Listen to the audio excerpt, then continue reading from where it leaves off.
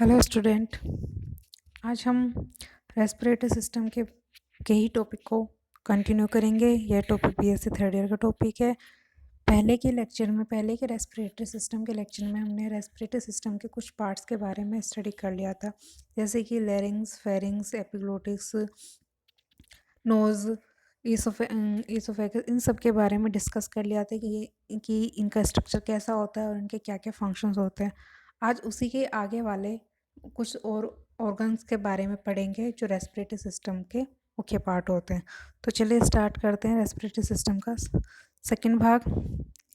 तो इसमें सबसे पहले अब इसमें आगे हम फेरिंग्स के बाद में पढ़ेंगे हम bronchi and bronchiole. The two primary bronchi when the trachea divided about the level of the T5।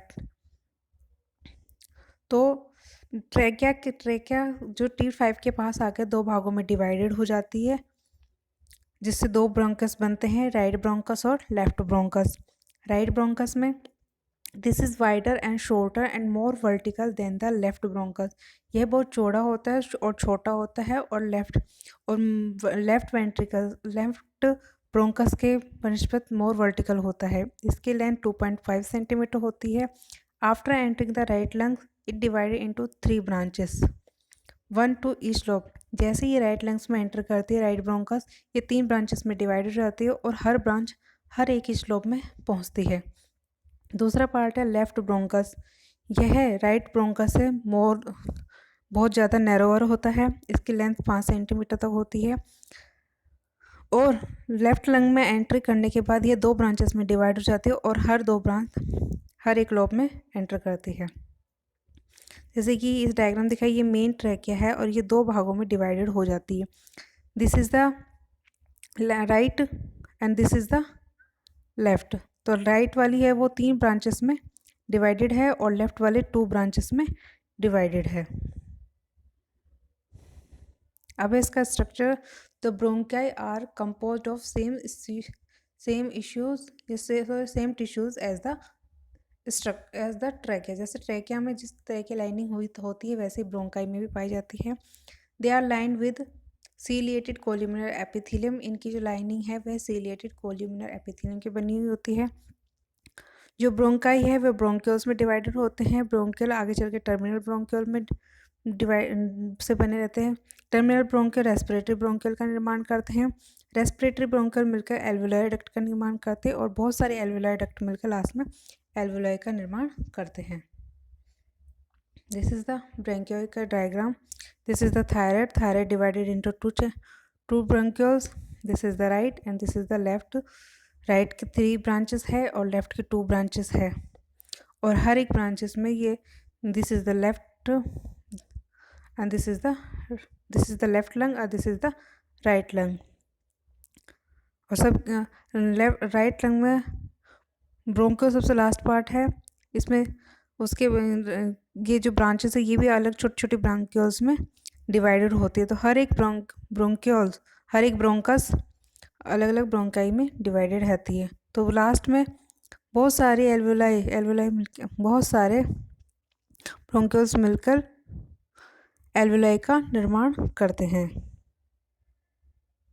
Ciliated columnar mucous membrane change gradually to non-ciliated cuboidal shaped shell in the distal bronchiole। जो ciliated columnar mucous membrane होती है वो आगे चलकर धीरे धीरे non ciliated cuboidal shaped में change हो जाती है। The wider passages are called conducting airways।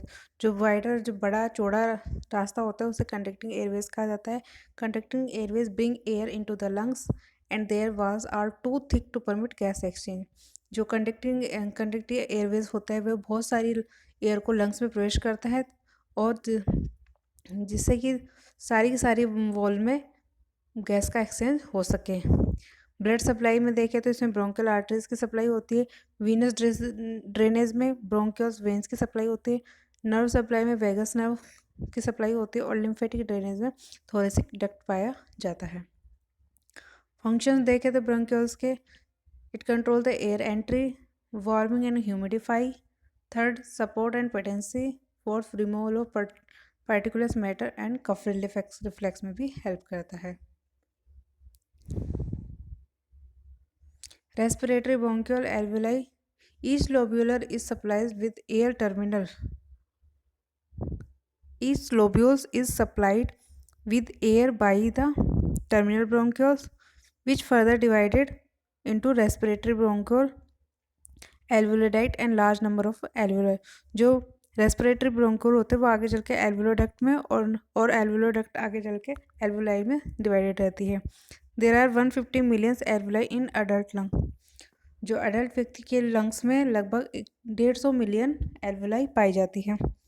As in this structure that the process of gas exchange occur. जो एल्वुलाइज होते हैं इनके अंदर गैस का एक्सचेंज होता है. As airways progressively divided and become smaller and smaller, their wall gradually become thinner. These distal respiratory passages are supported by a loose network of elastic connective tissue. जो distal respiratory passages होते हैं वे loose elastic connective tissue के network से जुड़ी हुई रहती है, सपोर्टेड रहती है. Exchange of gas in the lungs take place in the alveoli. Alveoli के अंदर गैसों का आदान प्रदान होता है. This is the trachea.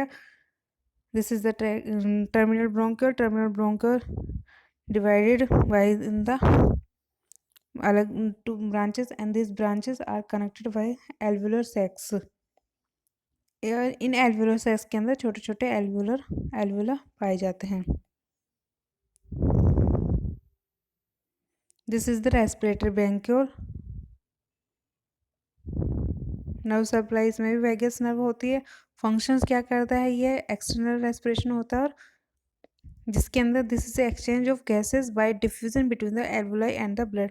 Blood और एल्वुलाई के बीच में गैसेस का एक्सचेंज होता है डिफ्यूजन के द्वारा. दूसरा फंक्शन है डिफेंस अगेंस्ट द माइक्रोब्स. जो भी माइक्रोब्स है उनसे प्रोटेक्शन करता है. It protective cells present with in the lungs tissue include lymphocyte and plasma cell which produce antibodies.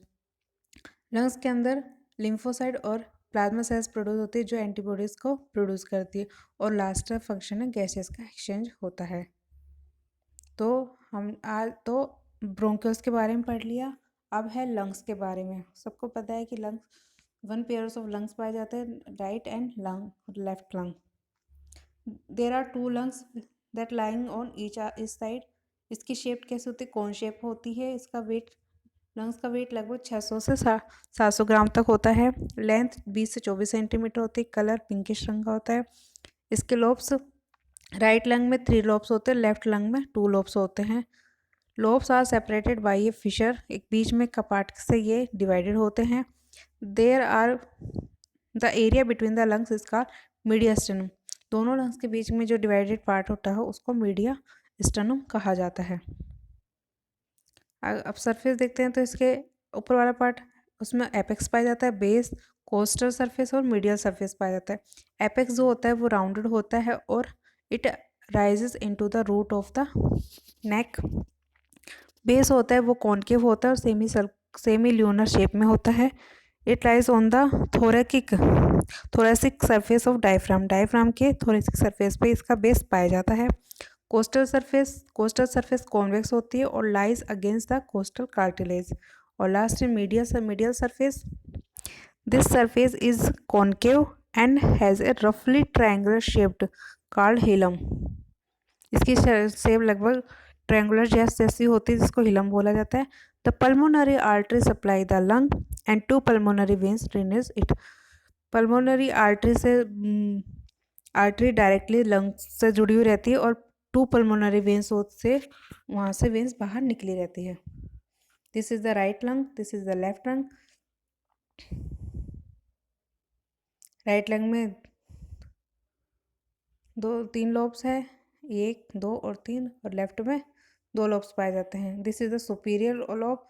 बीच की लाइनिंग को ओब्लिक फिशर बोलते हैं. ये इंफीरियर पार्ट होता है और यहाँ पे कार्डियक नोच होता है क्योंकि इस पोर्शन में हार्ट की उपस्थिति होती है और इस वजह से ये थोड़ा सा कॉनकेव शेप में होता है, जबकि राइट में कोई भी कॉनकेव शेप नहीं होता है. This is the middle oblique fissure and ये इंफीरियर फिशर होता है. अब है लंग्स के अंदर pleura. The pleura consist a close sac of serous membrane one of each lung which contains a small amount of serous fluid. Lungs के अंदर थोड़ा बहुत लिक्विड पदार्थ पाया जाता है जिसे सीरस फ्लूइड कहा जाता है। द लंग इज इन्वेजिनेटेड और pushed into the sac. It forms two layer, 2 layer होती है, विसरल प्लूरा और पैराइटल प्लूरा। विसरल प्लूरा जो होती है, this is the adherent to the lungs, lungs से जुड़ी हुई रहती है, covering each lobe and passing into the fissure that separate them.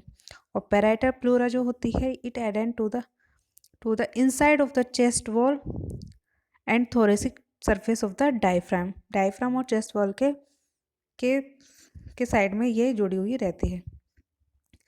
Pleural cavity, the 2 layers of pleura are separated by thin films serous fluid which allow them to glide over each other।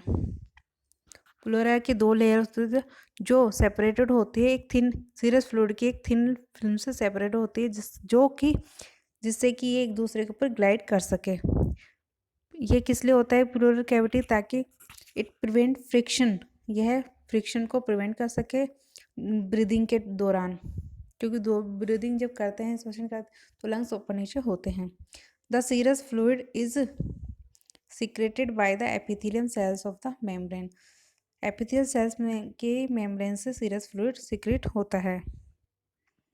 This is the lung, right lung, left lung.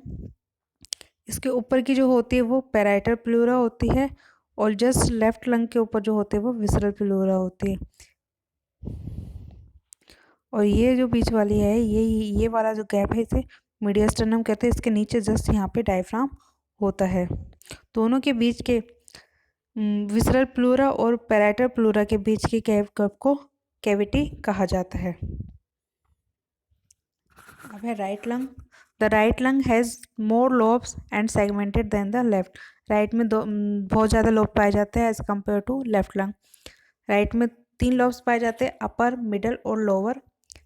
ये they are separated by 2 fissure, 1 oblique fissure which separate middle और lower lobe, and दूसरा है 1 horizontal fissure which separate middle and upper lobe, जैसा कि इस diagram में show हुआ है। लेफ्ट लंग भी 2 भागों में डिवाइडेड है, अपर लोब और lower lobe. They separate by oblique fissure. Left lung does not have a middle lobe. Left lung में मिडल लोब नहीं पाया जाता है। The mediastinal surface of the left lung has a cardiac impression और cardiac notch where the heart site. जो left lung होता है उसके साइड में कार्डियक नोच पाया जाता है मीडियस्टीनियल की सरफेस के पास, क्योंकि वहाँ पे हार्ट की उपस्थिति होती है। ब्लड सप्लाई में देखें तो ब्रोंकियल आर्टरीज की सप्लाई होती है, pulmonary capillaries which where there is a exchange of oxygen and CO2 take place between the blood and tissue. Venous drainage के लिए ब्रोंकियल वेन और नर्व सप्लाई के लिए वेगस नर्व पाई जाती है। Functions same, control of air entry, warming and humidify, support and patency, removal of particular matter and cough relax. तो आज हमने रेस्पिरेटरी सिस्टम के सेकंड पार्ट के बारे में डिस्कस किया।